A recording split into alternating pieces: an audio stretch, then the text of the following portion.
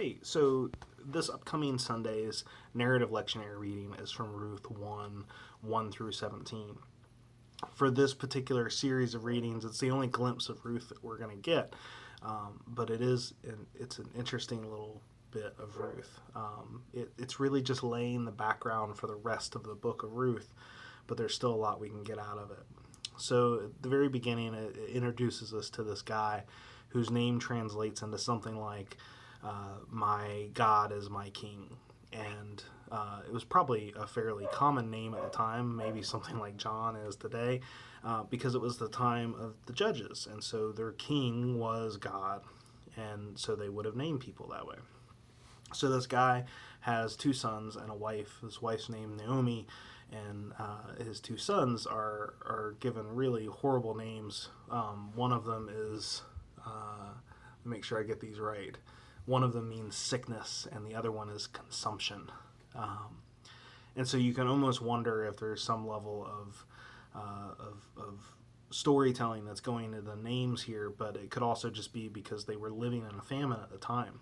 And so they were living in a famine, and so this guy takes his wife and his two sons, and they move to Moab. And after a little bit of time there, the guy dies and leaves his wife Naomi and the two sons, sickness and consumption. And sickness and consumption take on two wives from the Moabite women. And this was frowned on by Israelites, but also makes sense that after the father passed away, there was nobody to really tell them what to do and share the culture with them. And so they went ahead and took on Moabite women. That was also where they lived, so that was the norm for them. And after a little bit of time, they die as well. And so now you've got Naomi and her two daughter-in-laws. And Naomi hears that things are getting better in Israel, and things, no matter where you are at this time, are not great for widows. And so it's these three widows, and Naomi's kind of thinking, like, I need to go home. I'm an old lady. I want to see home again, and it sounds like things are getting better there. Let me go. And so the three of them pack up, Naomi and Ruth and Orpah, and as they're traveling, I think that what happens is Naomi thinks about what it's going to be like to live over there with the three of them, and realizes that they're going to be, all three of them, they're widows, so they can't make any money, they're not allowed to work, they're not allowed to own any property. And so the only thing they're going to be able to do is follow behind the workers as they gather grain and gather from the corners and gather the leftovers, essentially with the rest of the people who are homeless.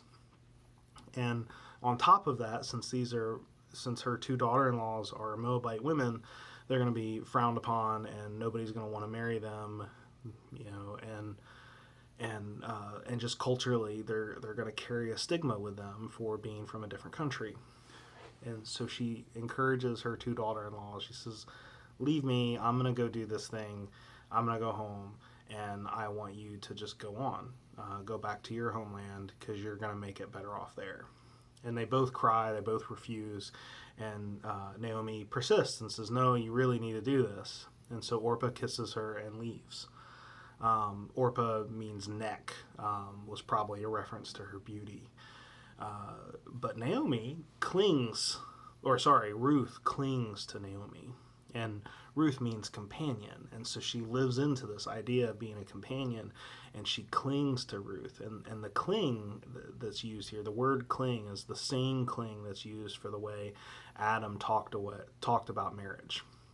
Adam said, for this reason, when he found Eve, or when God presented Eve, he said, this is what man will cling to. A man will cling to a woman and will leave his mother and father and cling to a woman, and they will become one. And Ruth, Ruth is the clinger in this case.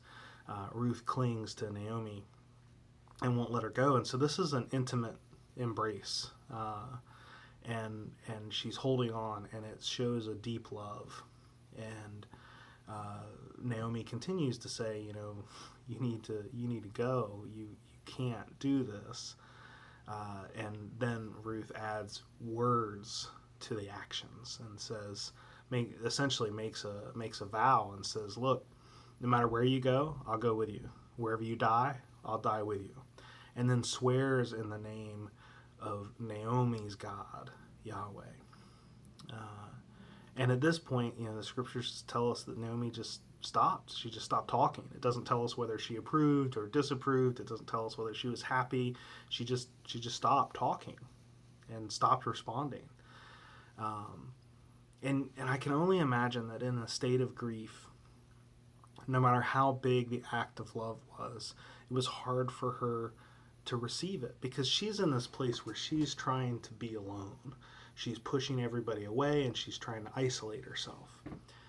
I've been there. When I am in a state of absolute grief, I push the people around me away.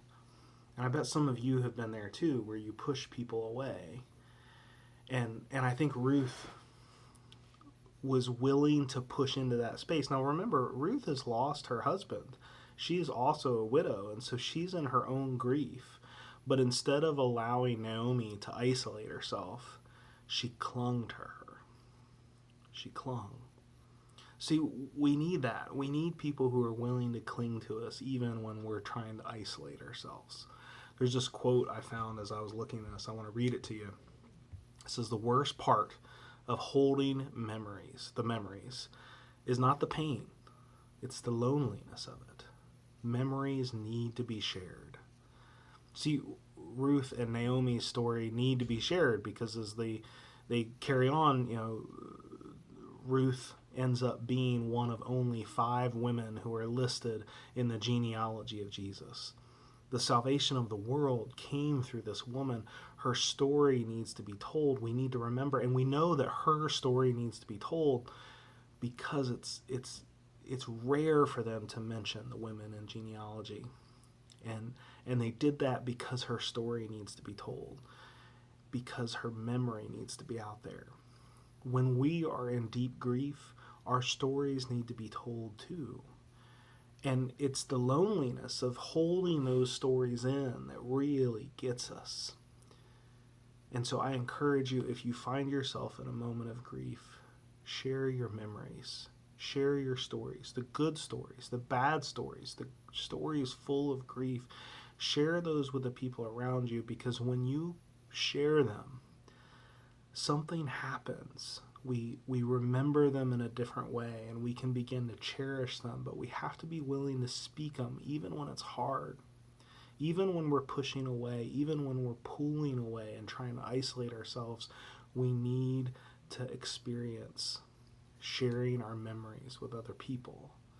It brings us into community, and it makes us a part of that community. It reminds us that we belong. So if you have a story that you haven't been sharing, that you know that you need to, I encourage you to find someone and share it today. And if you can't find anyone to share it to, share it with us. Respond to this video with a story of your own. I love you. Hope you have a good week.